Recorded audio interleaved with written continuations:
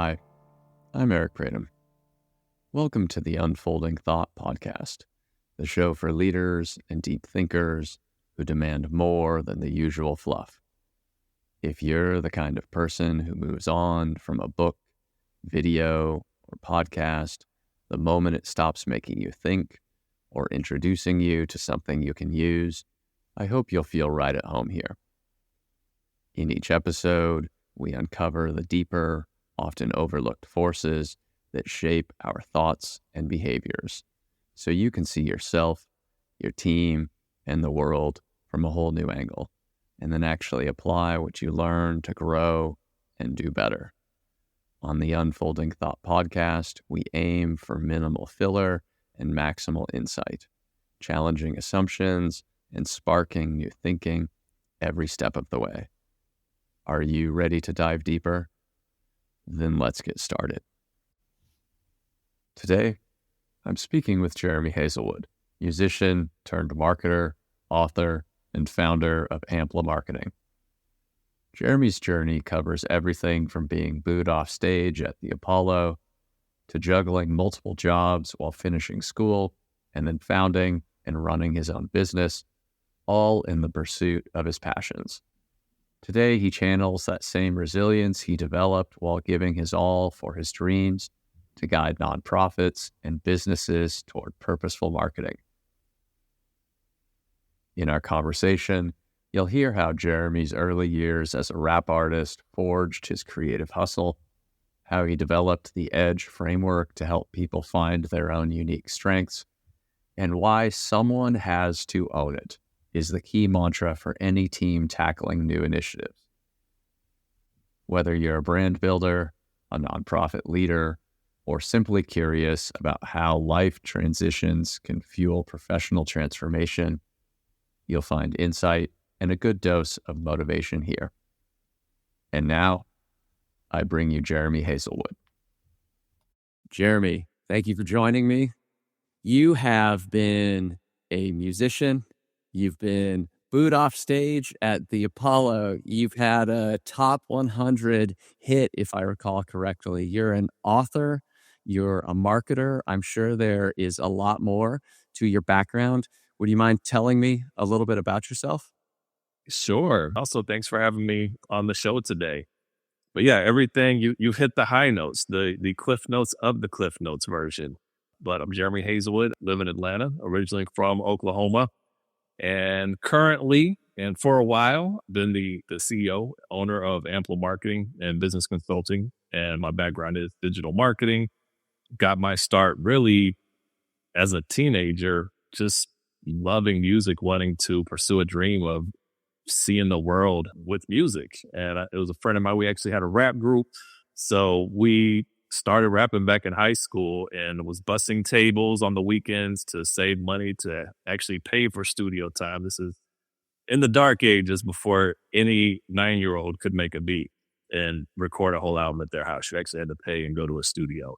But even from that point in time, it was just learning to do the same things I'm doing now, which is creating content, i.e. a song, and connecting it with an audience. It's the same exact thing. It's marketing. It's once we had a product pressed up, which was cassettes, we were selling those out of our lockers at school, out of the trunks of our car, and just getting the word out, performing where we could, and ultimately moving to Atlanta, working a corporate job while I was funding the dream and finishing school up in Atlanta, got my degree in marketing and minor in music industry, and really pursued music really hard in my 20s and got to a point where it was like, it's time to hang it up, just seeing parts of the industry where I'm like, this isn't really what I signed up for. I just want to make music and have people appreciate the music. But, you get into the business side of it and the politics, and it wasn't really a fit for who I was as a person. So stayed within, or trying to rediscover who I was, what I was good at, because I thought at least since my teenage years, I was going to do music and have a record label or music production company.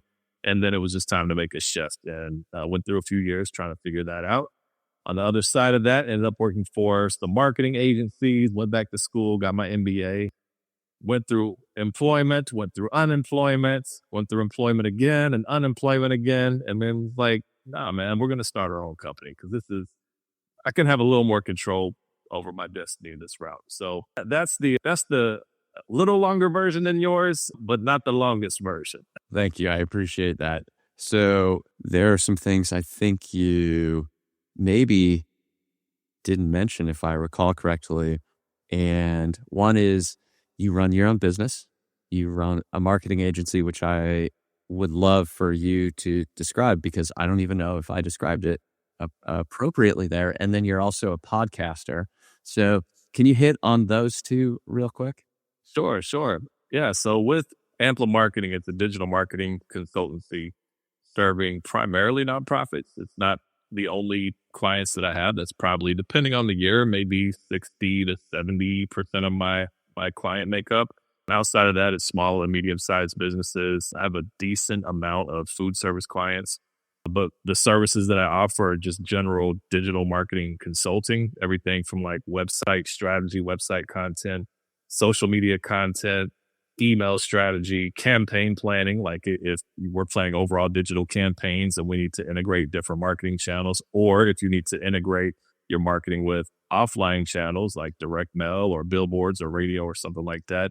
And then also digital media. So Google ads, Facebook ads, LinkedIn ads, like in any social media ads, like you can just name the platform and it's like, I can do ads on those. But it's really just helping, from on the nonprofit side, it's really focused on fundraising. So making sure that we're optimizing and making the best use of nonprofits' budget so that we can generate more donors and revenue. On the for-profit side, those metrics it depends on what the client needs are. If they're trying to grow their email list or if they're trying to sell a food item at their restaurant. So it's understanding what those goals are and then building campaigns around it. On the podcast side, my show is called The Jeremy Haselwood Show because I'm like, what's a show that the name won't be taken? And no one has that name. So The Jeremy Haselwood Show. And right now I'm recording season 2. And also congrats to you, Eric, for you jumping in this podcasting. Like, I know this is not an easy thing. So the fact that you're doing this, you have to edit it, record, schedule guests. It's a lot. So, props to you, man, for what you're doing. But yeah, season 1 is done. And season 1 is all about digital fundraising for nonprofits. Each season of mine is going to be on a different subject. So that's another way that, one, I'll differentiate my podcast, but also two, so I won't be bored of just talking about the same thing over and over and over and over. So season 2 will be more about personal development and life transformation, which is more centered around my second book. And you have, I believe, published 2 books. The first was on nonprofit digital fundraising, correct? And then no one else is going to see this except you because this is just audio, but I'm holding the second book, Finding Your Edge, How to Unlock Your Talent and Purpose. And I think, you just mentioned that the second season will be sort of focused around your second book. But it's been a while since I've read your book. It was a great book. So I hope that someone who listens to this will think to go look up Finding Your Edge by Jeremy Haselwood. But is the second season of the podcast going to be focused around EDGE, which was an acronym, if I recall correctly? Correct. Yeah. EDGE is eliminate distractions, discover yourself, generate goals, and enact discipline. But it's really this whole model that I really worked through as I was trying to figure out when I came to that pivotal point in my life where I was leaving the music behind and trying to figure out what to do next with life. And it's really a book for people in transition like that. For me, it was trying to figure out who I was, what my career will be, what I want to do. But it's also applicable for people who are changing jobs or moving to a new city or graduating, or if you're in a job right now and you can do it with your eyes closed, you're not challenged, and you're like, man, I know I'm supposed to be doing something more with life. I'm just not sure what that is. It's a good starting point for you to do that. So this model walks you through the process that I went about. It has some models that I've created along the way, some questions. It's a lot of I don't know if soul searching is a word, but certainly self-discovery and challenging yourself to really tap into who you've always been your whole life and really uncovering those gifts that exist within you. Okay. And so there's EDGE. And am I recalling correctly that there's another one that came out of your first book? Is it Vostech? Yeah, Vostek. And I talk a little bit about that within the goals part of my book. Because it really is, it's like a goal, but also strategy model. And I trademarked that. And it's vision, objectives, strategy, tactics, execution, and KPIs. And we could do like a whole episode on that. But it's just basically it what I find, and me personally, and even just being in the business world, and when businesses are trying to plan like whether it's a campaign or their annual plan, there's so many different approaches that people take. And you've been in these meetings, Eric, where nobody really knows where to start. There's 10 different people in the room with 10 different ideas of how it should go based on 10 different experiences. Some are great ideas. Some are just like not great ideas. So Vostek was really a way for me to encapsulate like what is a sound way to walk through a planning process. And that's why I created that one. And I use that even now. I've used it with some Fortune 500 clients. There's a client right now, a really huge nonprofit that I'm working with, and I'm implementing the Vostek mode within their decision-making and strategy planning. So it's really effective, whether you're like a small mom and pop store or a major corporation, but also if you're just setting goals for your life, it's not just for business. It's like when you think of like visions, objectives, strategies, it's like, what is the vision for my life? What are my objectives to achieve that vision and strategy? How am I going to do it? So it's applicable across so many different areas of our life, whether it's business life or personal life. And right now in the work that you do, you're doing a combination of for-profit and nonprofit work. You have in your past, if I recall correctly, some bigger businesses. I think you just alluded to one, but you have worked with, I cannot recall if it was Coca-Cola or AT&T or something like that. Then you've worked with some of the biggest on the nonprofit side of things, the Salvation Army and other groups. When you're thinking about planning, so you're thinking about what's the vision or the objective or any number of other things, or when you're getting down closer to the execution level of things, over time, have you seen similarities or differences amongst the mindsets of the people that you're working with or the challenges that they face and how you go about helping them address those things? Yeah, definitely. And what I find, and it really is to be expected, it's really like the larger the company is, the more complex it is because of many reasons. One, there's so many more people that have a say. There's so many more stakeholders than just a smaller company. There's also a lot of different tech challenges that you have to think through. You may have a great idea like, hey, here's how we can do it. But to actually do that, you may not be able to with the technology stack that you're working with. It may be a great idea, but it's like, we just can't do that with what we currently have. And to change a piece of your technology, A, it may not be in the budget for this year or next year. And two, it just may not be something that, even if it is in the budget, like who's going to do it? If we're talking about bringing a brand new tool in that nobody knows how to work, now we're like, what I find is people put up with crappy technology because it's what they know how to use, as opposed to just kind of like, let's just go through some really difficult, challenging months, figure out this new system. And yes, we're going to take a few steps back, but the way that you can spring forward from that is going to be way beyond and set you up better in the future than where you are right now.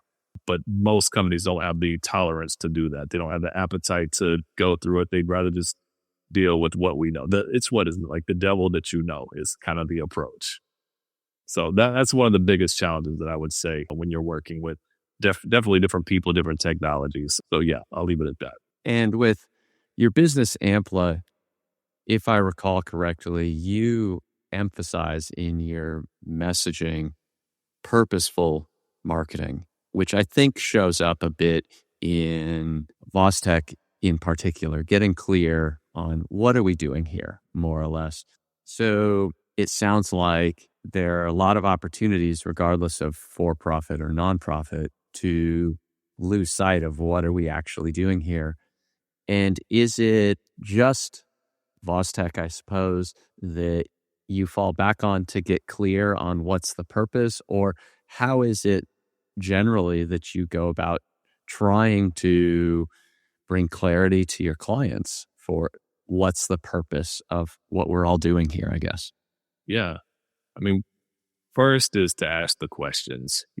I'm never come in assuming anything or telling people how to fix a problem that I don't even understand yet.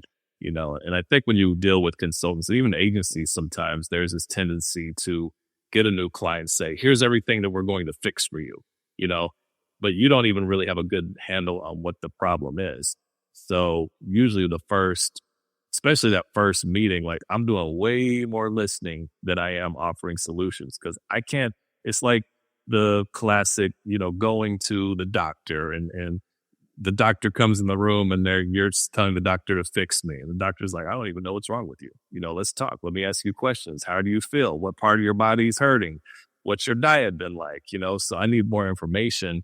And to me, the purposeful piece, the purposeful marketing is one, like you're saying, being very intentional and purposeful in the approach, but also marketing for like a higher purpose. Like I have the luxury of only taking clients that I believe in, that like there's work that I've turned down because the values didn't align with who I am as an individual. So there's a purpose for me to take your brand or your cause and align it with my ethics and my character and do something bigger with it.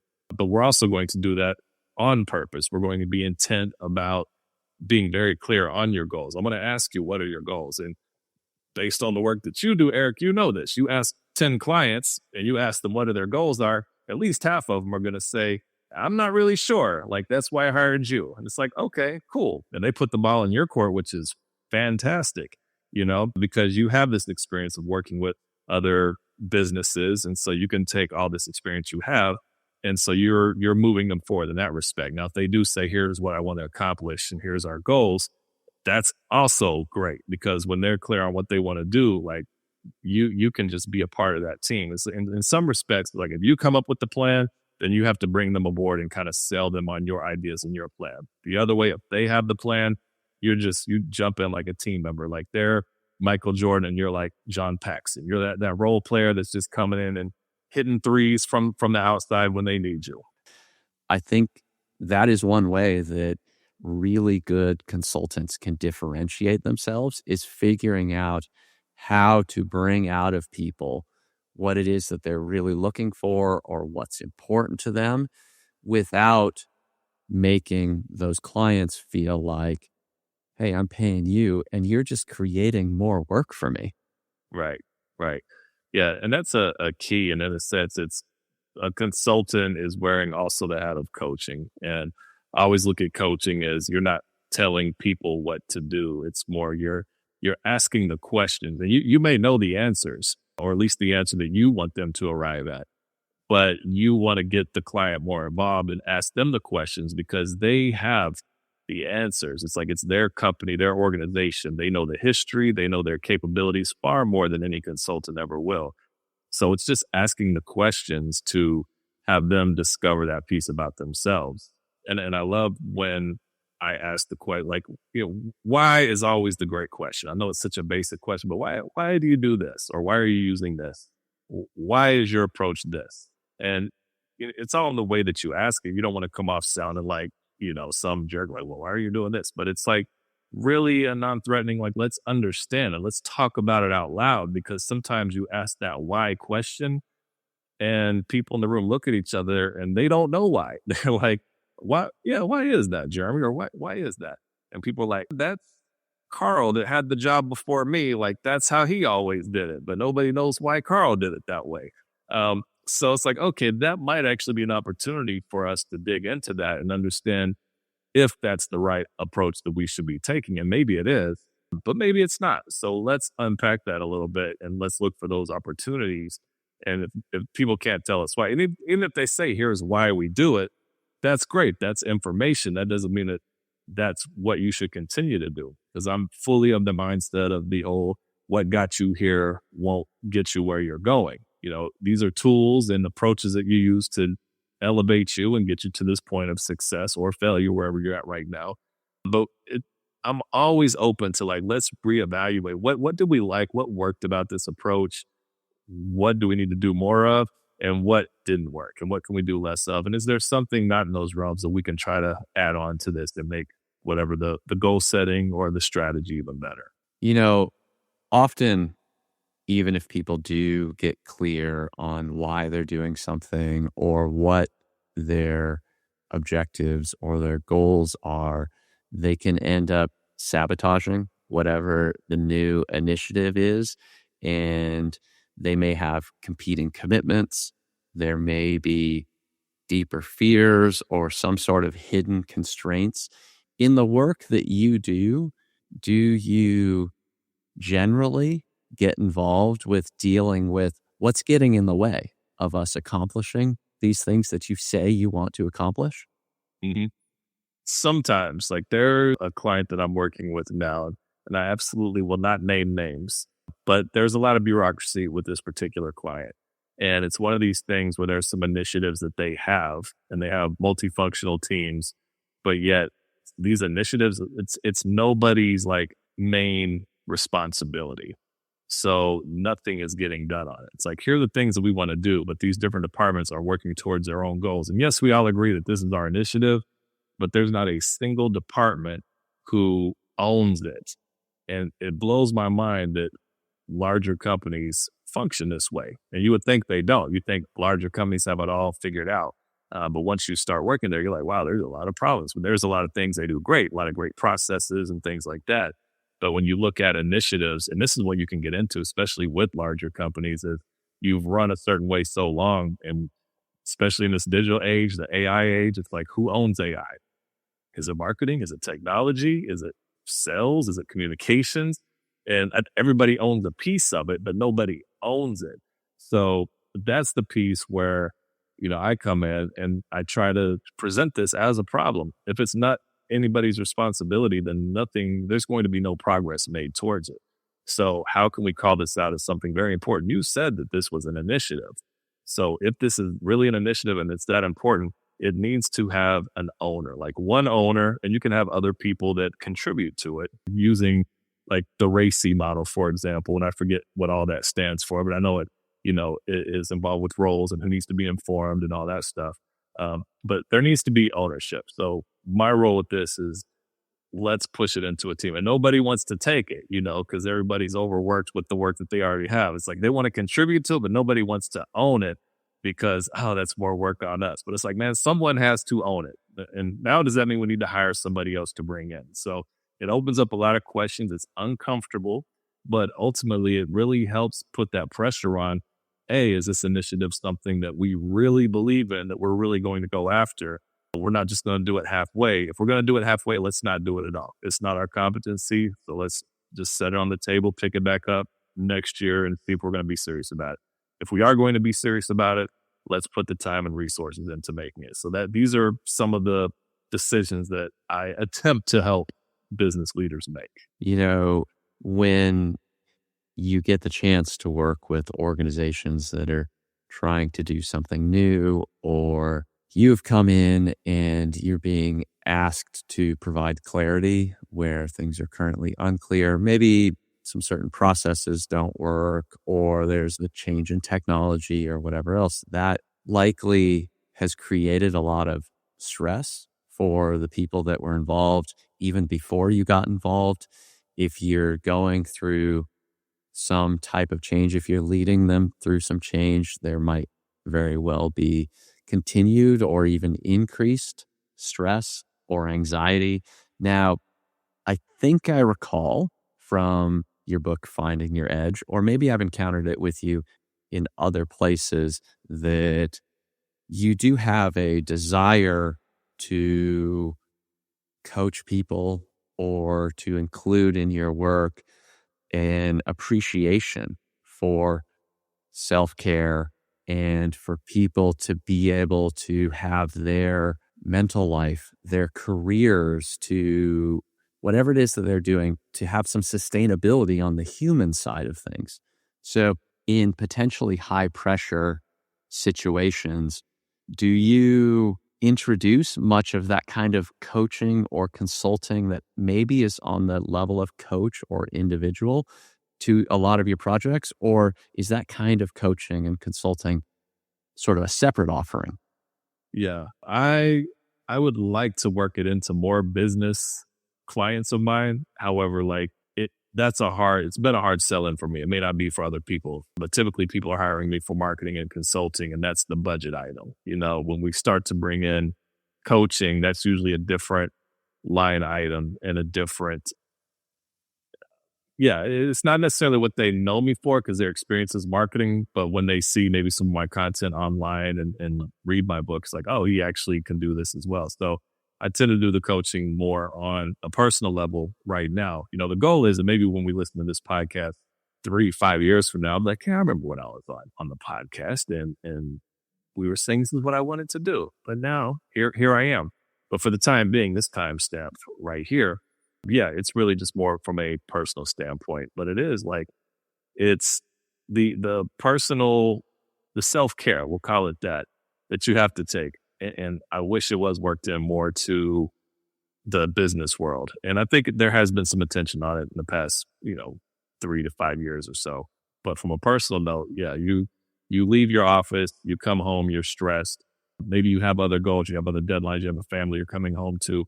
So how are you taking care of yourself? Because at the bottom line is, if you are not taking care of yourself, you can't be the best output that you can be for your job. You can't be the best spouse that you can be for your partner. You can't be the best parent that you can be. And you can't even be the best for yourself. Like your physical and mental health can decline, which makes you're not feeling as good. You're not sleeping as well, causing brain fog and depression, all kinds of things. So you have to prioritize your life, your health within corporations, especially like you and I both come from the agency world, and agency culture in general has been to really overwork and maximize what they can get out of people. And I'll say that not every agency is like that. There are some agencies that really do talk the talk, walk the walk, and they're like, hey, we care about our people and we don't want to burn our people out. And I appreciate that. And I think there has to be more of a cultural awareness and responsibility, not just for agencies, but for businesses, period, to take care of your people. Like I have a person that works for me. Like I'm a small company. It's me and one person that works for me. But it's like, to me, I need her to be straight. If she needs to take off for health reason or whatever, like take off. Like I just need you to be good so you can give me your best work and let's have those honest and open conversations. Because bottom line, if you're not in a good space, my company's not going to be in a good space. So yeah, take the time. Having had some background in the music industry, I imagine that, well, especially coupling that with the fact that most people, whether they have big time success, small time success, they have no success, whatever it is, most people that give it a go are fairly young. So whether you're in your teens or your 20s, there are still things in life that you're figuring out. There's some wisdom still to be picked up. So keeping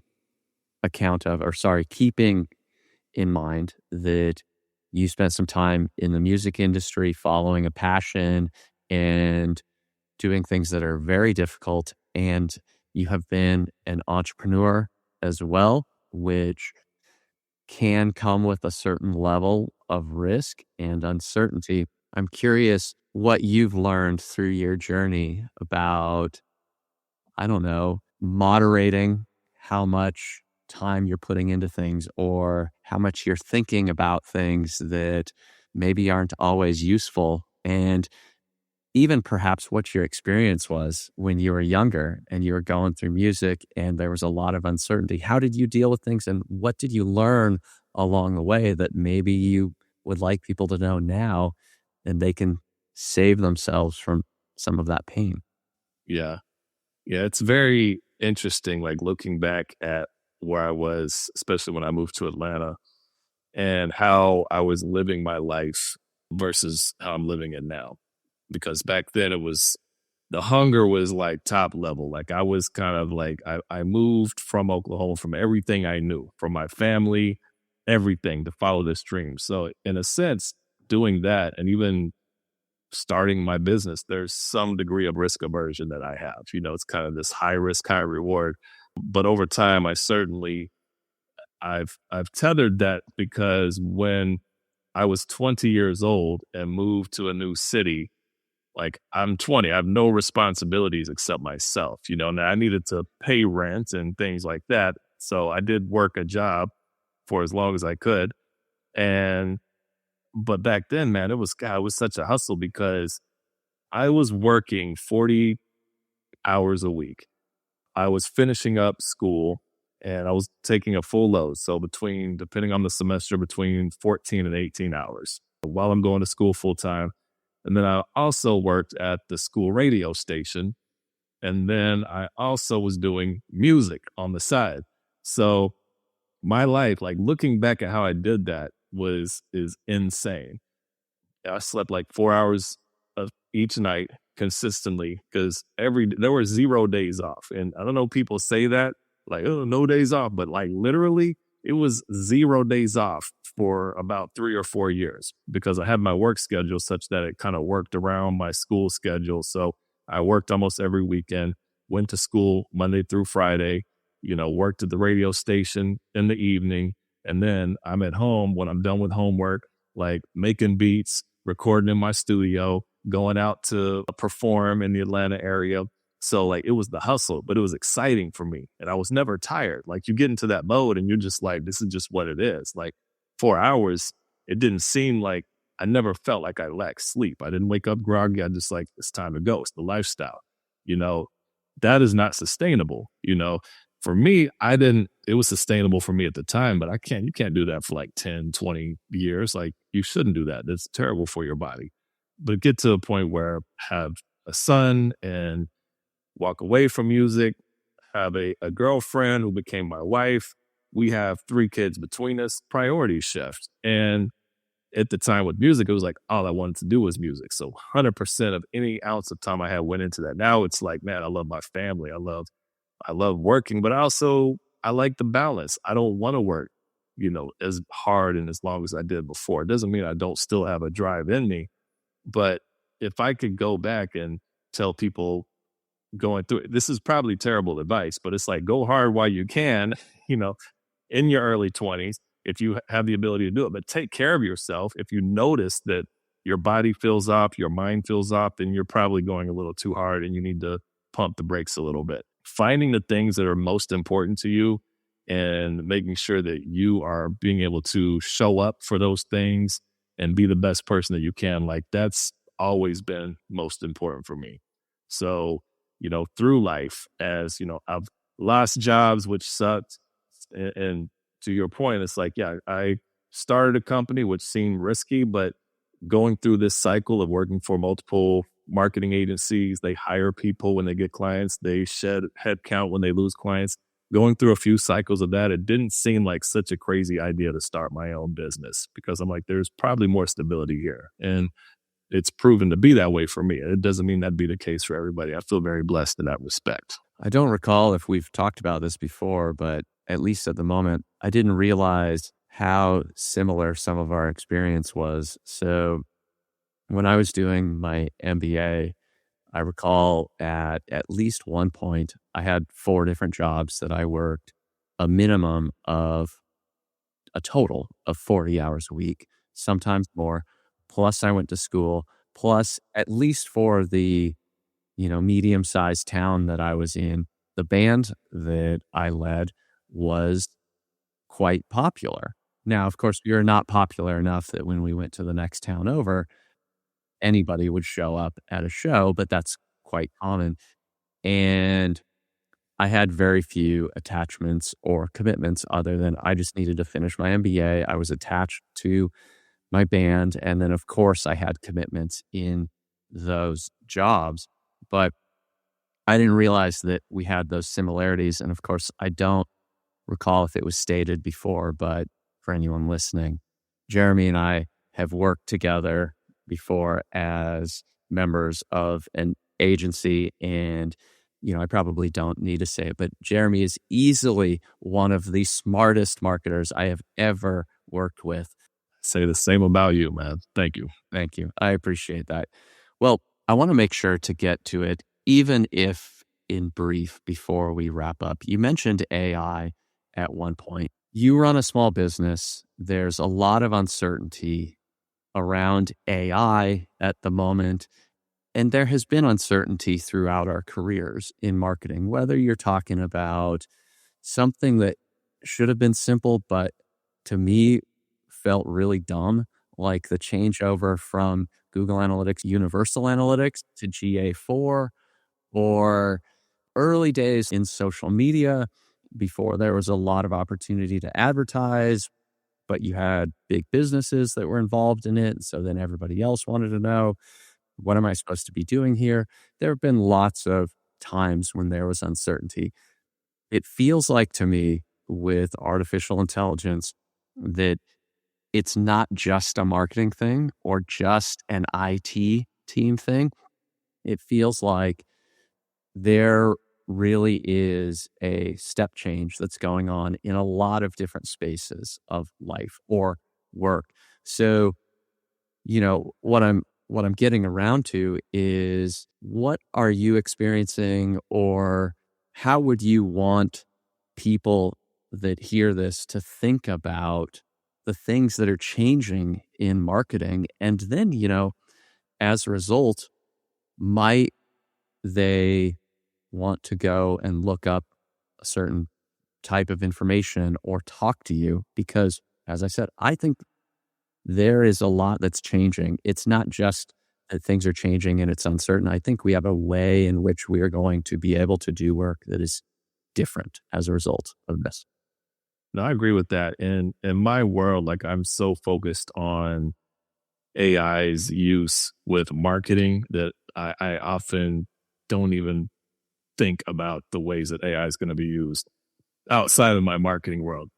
Just in terms of banking and finance and supply chain and all these other areas. I think back to maybe 5 to 7 years ago when the big word was like digital transformation, and all these manufacturing and banking and healthcare were going through digital transformation and big data and all this stuff. And quite honestly, a lot of that also used AI. It just wasn't really, AI wasn't as commonly used back then.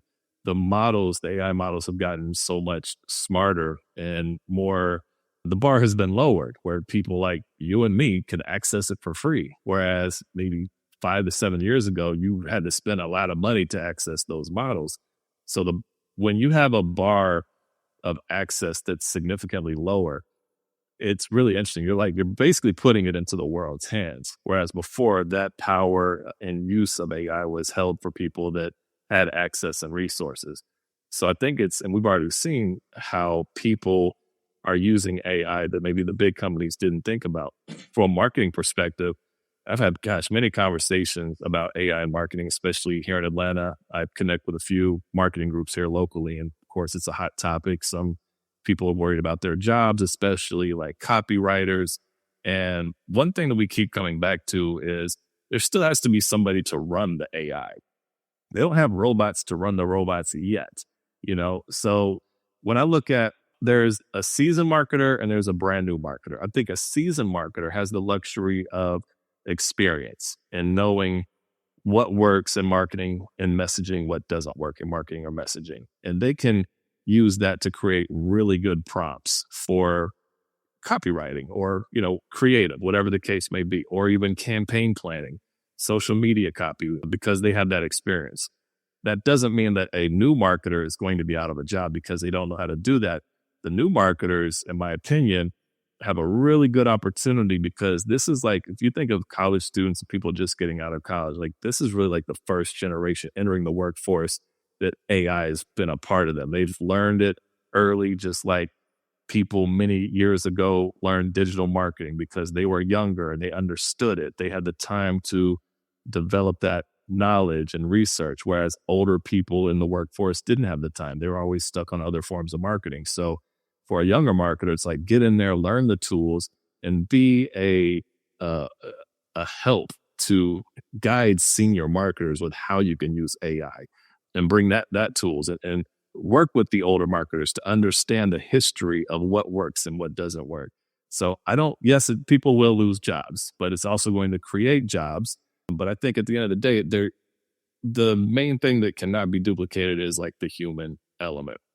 So the more real that you can be and inject humanism into the stories, into the marketing and messaging, the more value that you can bring. Like I use AI several times a week with my clients, but the way that I'm doing it is like, and you should, I know you know this, Eric, but you, the listener, should know this. And if you don't, I'm just going to say it. AI is not a set it and forget it. Like whatever Chat GPT spits out, it's not copy, paste, publish. It's like copy, paste, analyze, evaluate the tone, the messaging, the wording, inject the brand name. You can create GPTs of your own within like Chat GPT, for example, where you can have all this already built in. It takes some time to build that up for it to learn your tone and everything. But even then, you still want to critique your own work and challenge yourself. Like, how can I make this even better? So to me, AI is a tool, just like a computer is a tool. I often think about like calculators made learning math easy. You just type something in and it gives you the answer. It's almost like a tool like ChatGPT is almost like the life calculator. You just type in whatever and it spits out the answer. But unlike a calculator, you can challenge what the answer is because some of it is subjective, but understanding the best way to use it for you and for your brand. Don't be scared of it. Embrace it. Enhance it. It's not going anywhere. So just get in the tools, work with them, play around with them. Yeah, I totally agree with you. And I know we're on a schedule today, so I want to make sure to not keep you too long. We could most definitely, as I think you and I know, go on for a long time. So anyone that's listening to this, I do want to promote your books. I'll link to those. I'll link to your website and anything else that is appropriate that we have mentioned. That will all be in the show notes. But for somebody who's listening to this, is there anything you want to leave them with? And also, where can people find you, follow you, connect with you? Yeah, I think I would leave people with just taking some kind of action. And I've been thinking about this a lot lately, whether this is related to marketing or just life in general, because I think it's so relevant to everybody's life. There's a lot going on in the country right now. I'm not even going to get into politics. It doesn't matter what side of politics you're on. There's a lot of change that we're experiencing across the globe right now. You may be experiencing some things within your life that are personal to you, some decisions that you have to make.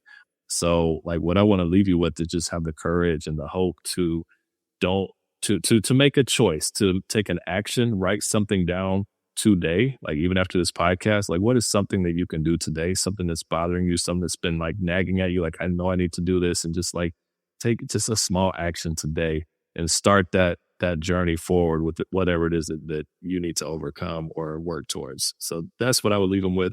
To connect with me, you can go to my website, jeremyhaselwood.com, which is HASELWOOD. Also, Instagram, jeremy.haselwood, or LinkedIn. Like, do you want to connect on some business? Jeremy Haselwood. So reach out to me there. Thank you, Jeremy. I appreciate that. And I hope that everyone got a lot of value out of this. I appreciate you giving me the time, and hopefully we will speak again soon. Cool. Thanks, Eric. Thank you. Hey, thank you for listening. I hope you got a lot out of today's conversation. If you enjoyed the episode, please take a moment to rate, review, and subscribe. And please share it with someone you know who'd appreciate this kind of information. If you want to bring this kind of thinking to your own business, please check out mine at inboundandagile.com. We specialize in helping leaders with challenges around marketing, communications, and leadership, so they can inspire real action in their people and audiences. Thanks again for listening, and I hope you'll come back for future episodes.